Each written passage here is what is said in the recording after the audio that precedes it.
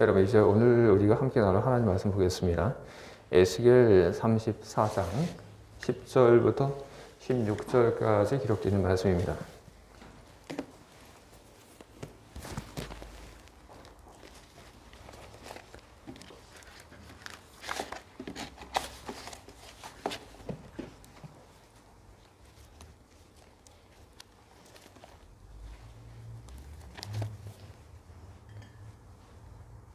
에스겔 34장 10절부터 16절입니다.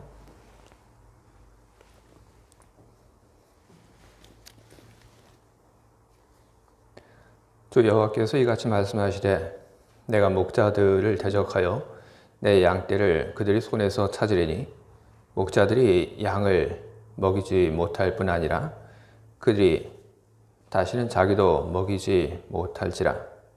내가 내 양을 그들의 입에서 건져내어서 다시는 그 먹이가 되지 아니하게 하리라. 주 여호와께서 이같이 말씀하셨느니라.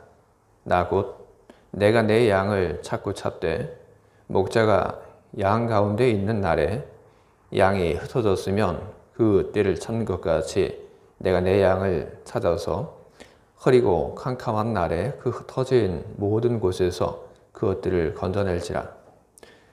내가 그것들을 만민 가운데서 끌어내며 여러 백성 가운데서 모아 그 본토로 데리고 가서 이스라엘 산 위에와 시냇가에와 그 땅 모든 거주지에서 먹이되 좋은 꿀을 먹이고 그 우리를 이스라엘 높은 산에 두리니 그것들이 그곳에 있는 좋은 우리에 누워 있으며 이스라엘 산에서 살찐 꿀을 먹으리라.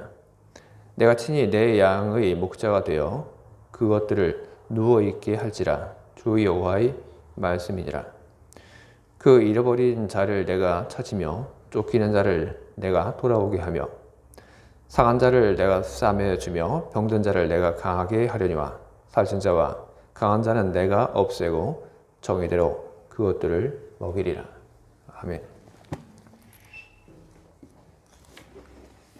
오늘 제가 여러분들 앞에서 읽은 이 본문의 말씀을 보게 되면 목자에 대한 그런 이야기들이 나오고 있습니다. 목자 한 사람이 여러분 돌볼 수 있는 양이 몇 마리 정도 될까요? 여러분 어떻게 생각하십니까?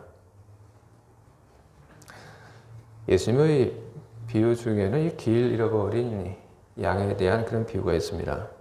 그 비유 속에 등장하는 양은 모두 100마리입니다. 한 명의 목자가 100마리의 양을 돌본다고 예수님께서 비유를 통해서 그렇게 말씀하셨습니다. 목자 한 명이 100마리의 양을 돌본다. 이것이 아주 평범한 그런 일이었을까요? 제가 읽었던 어떤 글에 따르면 목자 한 명이 돌볼 수 있는 양의 숫자를 20에서 50 정도로 그렇게 이야기를 합니다. 아마 이 숙련도에 따라서 이 돌볼 수 있는 그 양의 숫자가 좀 달라진 것이 아닌가 그렇게 생각이 됩니다. 목자 한 명이 돌볼 수 있는 양의 숫자가 숙련된 사람이라고 해도 50인데 예수님께서는 목자 한 명이 100마리 양을 돌본다고 이렇게 말씀하셨습니다. 한 마리 양의 소중함의 그 무게를 말하기 위해서 예수님께서 한 목자가 돌볼 수 있는 양의 숫자를 최대한으로 끌어올리는 것이 아닐까 저는 그런 생각을 해봅니다. 돌봐야 하는 양의 숫자가 100을 넘고 200, 300 그 이상이 된다면 그것은 이미 목자 한 사람이 어떻게 할 수 있는 정도의 그런 숫자가 되지 않습니다. 아무리 유능한 목자라 하더라도 200, 300 되면 감당할 수 없습니다. 돌봐야 하는 양의 숫자가 100을 넘고 200, 300 그렇게 된다면 몇 명의 목자들이 나눠서 양을 치고 돌봐야 합니다. 만약에 그렇지 않고 한 사람이 욕심을 내어서 많은 양을 돌보겠다고 한다면 그러면 말썽이 나기 마련인 겁니다. 오늘 우리가 읽은 이 본문은 당시 바로 이와 같은 평범한 사실에서 출발하고 있습니다.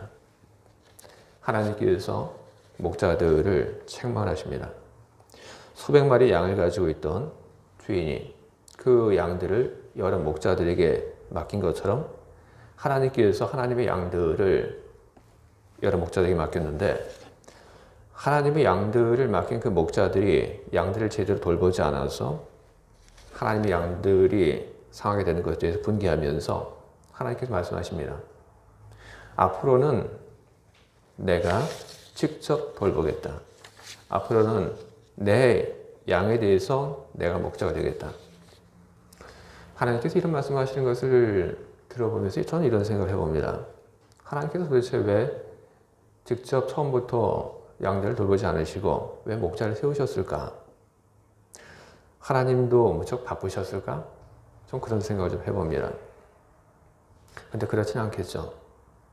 하나님께서 여러 목자들을 세우신 그 이유, 거룩한 하나님과 그리고 거룩하지 않은 인간 사이의 그 가교가 되어줄 사람들을 하나님께서 세우신 것이라고 저는 그렇게 생각합니다. 어찌되었든지 간에 하나님께서 직접 양들의 목자가 되어주시겠다는 그 말씀에서 우리는 하나님의 사랑을 우리는 발견할 수 있습니다. 여러분들 중에서 양을 키워본 분들이 아마 없을 거라고 생각을 합니다. 저도 마찬가지입니다. 그러나 조그만 생각을 해보더라도 양을 지키고 돌본다고 하는 것이 무척 어려운 일이라고 하는 것을 우리는 알 수 있습니다. 성경을 보게 되면 양을 치던 야곱의 이야기가 나옵니다. 양을 치던 그 야곱의 이야기를 보게 되면 양을 치는 것이 별로 어렵지 않은 그런 일들처럼 보입니다. 잘 갖다 그냥 우리에 넣어주고 먹을 것만 주게 되면 그러면 건강하게 잘 크고 새끼 낳고. 그런데 성경에 나오는 또 다른 양을 치는 사람의 이야기, 다윗의 이야기를 보게 되면 그 이야기 속에는 양을 치는 그 일이 얼마나 어려운 것인지에 대한 그런 여러 가지 이야기들이 담겨져 있습니다. 다윗은 양을 치면서 자기가 치는 그 양들을 여러 짐승들로부터 보호하기 위해서 때로 싸워야 했습니다. 이것이 다윗뿐 아니라 양을 치는 사람들이 겪었던 보통의 일상입니다. 일상 속에서 양을 치던 사람들, 그 사람들이 속이 시커면서 부정한 방법으로 양들을 도둑질하지 않더라도 양을 돌보던 그 목자들이 양을 잃어버리는 그 일들은 불가피한 일일 수밖에 없었던 것입니다. 들짐승들이 오고 그리고 들짐승들이 공격을 해올 때 목자가 자기 목숨을 내놓고 양들을 위해서 매번 나가서 싸우는 것, 목자들은 그렇게까지는 하지 않습니다. 왜냐하면 그냥 그 양들을 돈을 받고 맡아서 일하는 사람이기 때문에 그렇습니다. 그런 사람들에게 목숨을 내놓고 한 마리 양을 위해서 싸우라고 하는 것은 양의 주인들도 요구할 수 없는 일들입니다. 그렇기 때문에 양 주인들은 자기 양들을 목자들에게 맡기면서 무슨 생각을 했냐면, 내가 맡긴 양들 중에 몇 마리는 그냥 잃어버릴 수 있겠다 하는 그런 생각을 하면서 양 주인들은 그 양을 목자들에게 맡겼습니다. 일종의 자기가 맡긴 그 양들에 대한 손실률을 생각을 하고 양들을 목자들에게 맡긴 겁니다. 그런데 오늘 우리가 읽은 이 본문 속의 하나님 어떻습니까? 하나님은 그런 손실률을 전혀 생각하고 계시지 않습니다. 하나님은 단 한 마리의 양도 잃어버리고 싶은 그런 마음이 없습니다. 하나님께서 단 한 마리의 양도 잃어버리고 싶지 않다고 하는 그런 모습을 보이는데, 하나님의 그 마음은 욕심에서 나온 것이 아닙니다. 하나님의 그 마음은 수고한 값을 목자들에게 치르고 싶지 않은 그런 탐욕에서 나온 것도 아닙니다. 하나님께서 단 한 마리의 양도 잃어버리고 싶지 않다고 그렇게 말씀하시는 것은 사랑입니다. 그것은 다친 양과 그리고 굶주려서 말라버린 양에 대한 애틋함을 표현하는 하나님의 말씀 속에서 우리는 그것을 알 수 있습니다. 하나님이 선언하십니다. 내가 직접 목자가 되어주겠다. 하나님 직접 목자가 되어주신다고 말씀을 하십니다. 여러분, 이것이 얼마나 우리들에게 기쁘고 좋은 일입니까? 시편 23편에서 다윗은 이야기를 합니다. 여호와는 나의 목자시니. 다윗이 뭐라고 얘기를 했는지 여러분 다시 한번 기억해 보시기 바랍니다. 여호와는 우리 목자시니 그는 그렇게 이야기를 하지 않았습니다. 여호와는 나의 목자시니 그렇게 이야기했습니다. 다윗은 하나님과 자신의 그 관계를 양과 목자로 비유를 했습니다. 그리고 그는 여호와는 나의 목자. 다윗의 그런 이야기를 들으면서 다윗의 이 시편 23편의 노래를 들으면서 우리 안에 생기는 감정은 무엇입니까? 그것은 부러움입니다. 하나님이 나의 목자도 되어주시면 얼마나 좋을까? 그런데 오늘 우리가 읽은 이 본문을 여러분 보시기 바랍니다.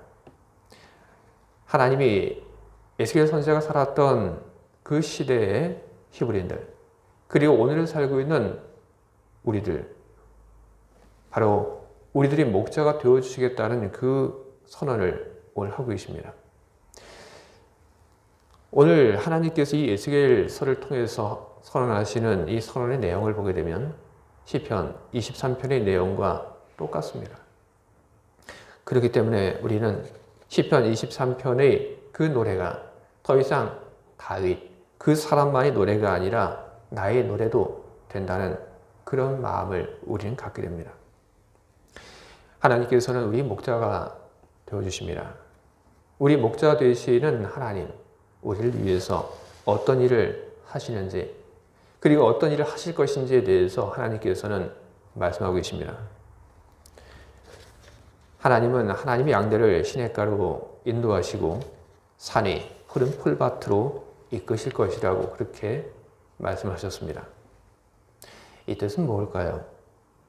에스겔의 역사적인 그 정황을 고려해 볼 때 포로지에서 돌아와 고향에서 평화롭게 살아가는 것을 약속하신 그런 말씀입니다. 그런데 시냇가로 인도하고 산의 풀밭으로 이끌 것이라는 그 말씀을 꼭 우리는 그렇게만 해석할 필요는 없습니다. 우리 상황 속에서 우리는 하나님께서 하신 이 말씀의 의미를 우리는 읽어야 합니다. 하나님 비유를 사용하신 것은 바로 그런 가능성을 일부러 열어두신 것이라고 그렇게 믿고 있습니다. 시냇가로 우리를 인도하시고 산이 푸른 풀밭으로 우리를 이끄신다. 어떻게 이 말을 받아들이면 좋을까요? 목자의 그 기본적인 사명을 생각하면 위에서 언급한 이 은유가 가리키는 것이 무엇인지 보다 쉽게 이해할 수 있다고 저는 생각합니다. 목자의 사명은 크게 세 가지입니다. 지키고, 그리고 먹이고, 이끈다. 이와 같은 목자의 사명은 오늘 우리가 읽은 이 글에서도 역시 언급이 되고 있습니다. 다윗은 시편 23편에서 여호와는 나의 목자이시니 내게 부족함이 없으리로다 그렇게 노래를 했습니다. 그리고 나서 그가 나를 푸른 풀밭에 누이시며 쉴만한 물가로 인도하시는도다 그 말을 했습니다.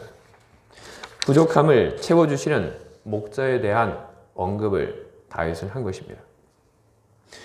여호와께서 우리의 목자가 되어주신다는 것, 여호와께서 우리를 시냇가로 인도하시고 그리고 산 위에 있는 푸른 풀밭으로 이끄신다고 하는 것, 그것은 바로 우리의 부족, 우리의 필요를 채워주신다는 그런 뜻이 되는 것입니다.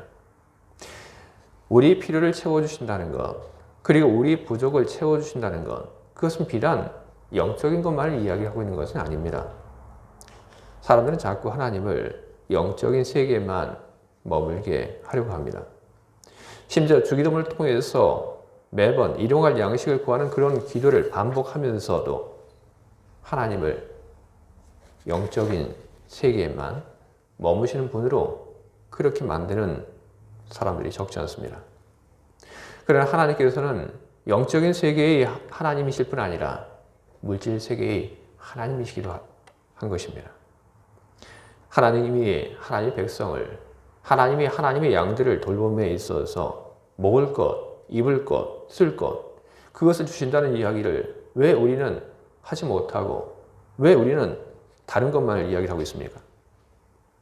하나님은 우리들에게 먹을 것을 주십니다. 하나님은 우리에게 입을 것을 주시고 하나님은 우리에게 쓸 것을 주십니다.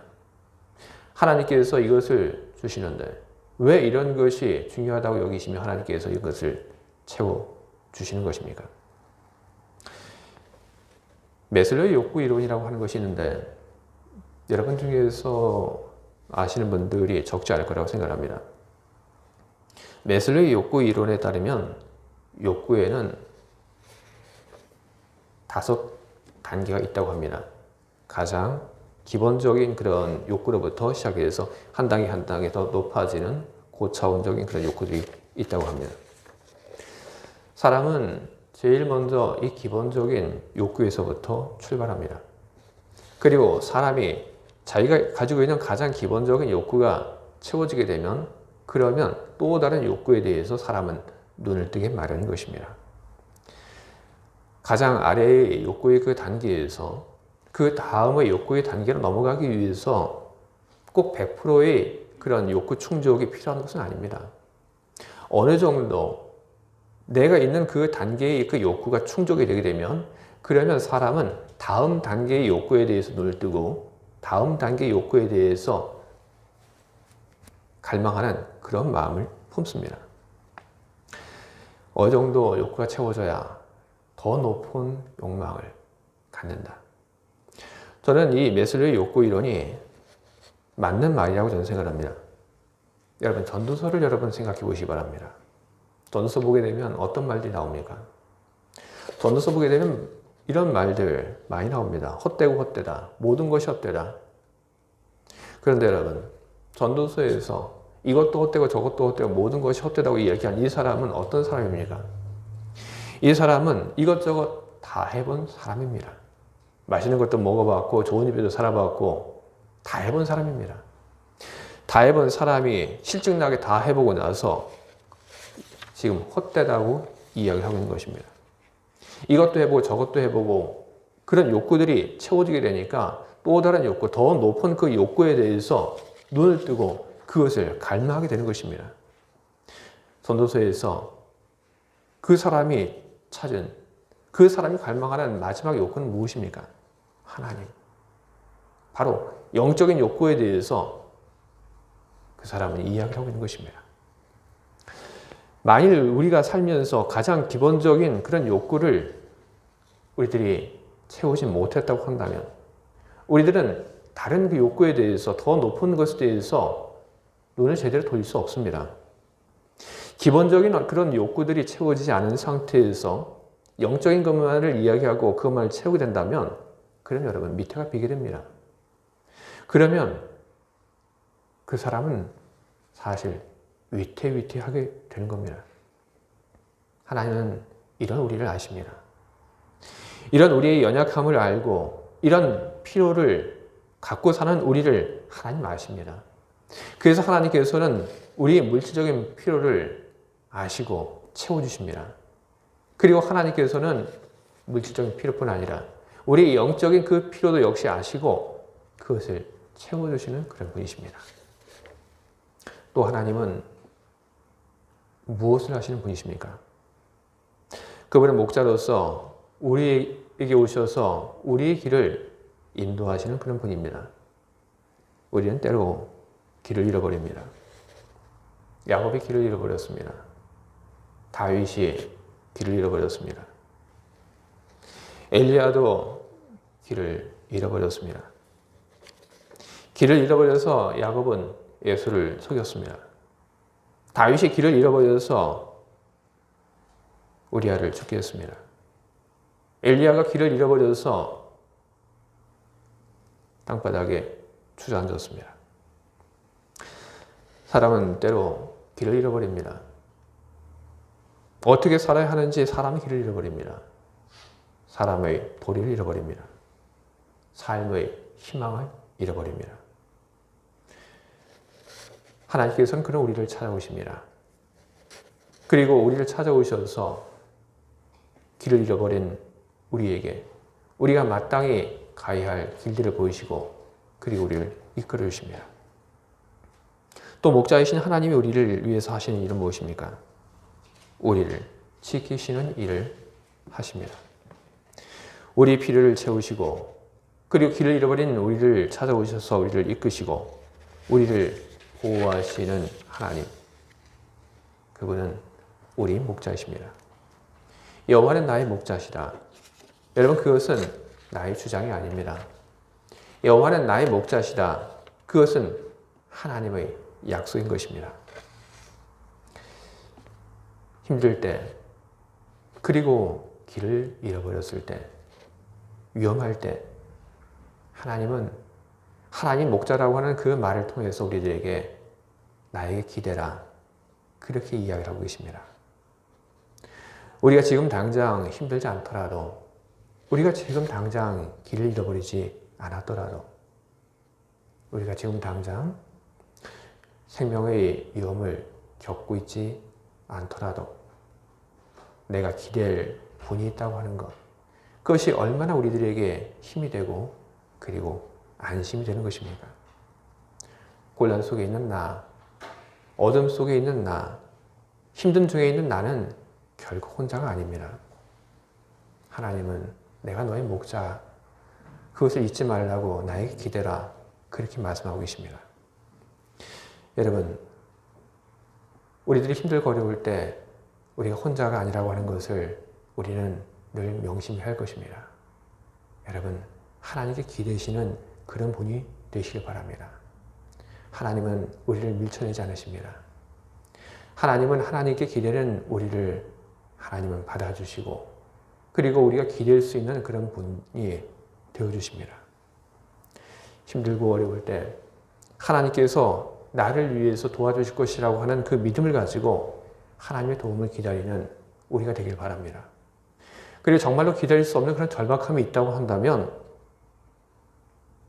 우리 목자이신 여호와 하나님께 나아가서 우리 절박함을 아뢰고 도움을 청원할 수 있는 그런 우리들이 되기를 바랍니다. 하나님은 그런 우리를 도우실 것입니다. 시편 34편 8절은 이런 이야기를 하고 있습니다. 너희는 여호와의 선하심을 맛보아 알지어라. 주의 사랑하는 성도 여러분, 하나님의 선하심을, 하나님의 목자 되심을 여러분 맛보아 아시기를 주님의 이름으로 축원드립니다. 아멘.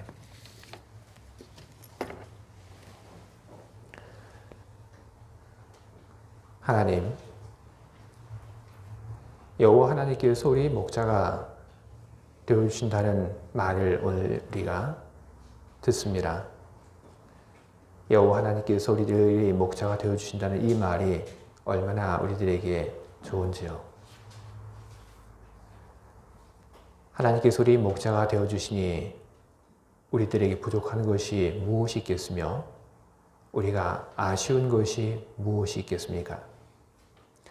힘들고 어려울 때 우리가 기댈 수 있는 분이 있다고 하는 것을 우리 늘 기억하며 그리고 하나님의 크신 도움과 이끄심 속에서 우리들이 살아갈 수 있도록 우리 가까운 곳에 주님 거하여 주시옵소서. 하나님이 주시는 은혜로 늘 우리들이 살아가며 하나님께 감사함과 영광을 돌리며 그리고 하나님께서 우리에게 주신 그 모든 은혜가 헛된 것이 되지 않도록 세상을 살면서 선을 이루고 그리고 주의 복음을 전하며 우리들이 살아가도록 하겠습니다. 이런 우리 결심과 이런 우리의 길을 주님께서 이끌어 주시옵소서. 예수 그리스도 이름으로 기도합니다. 아멘.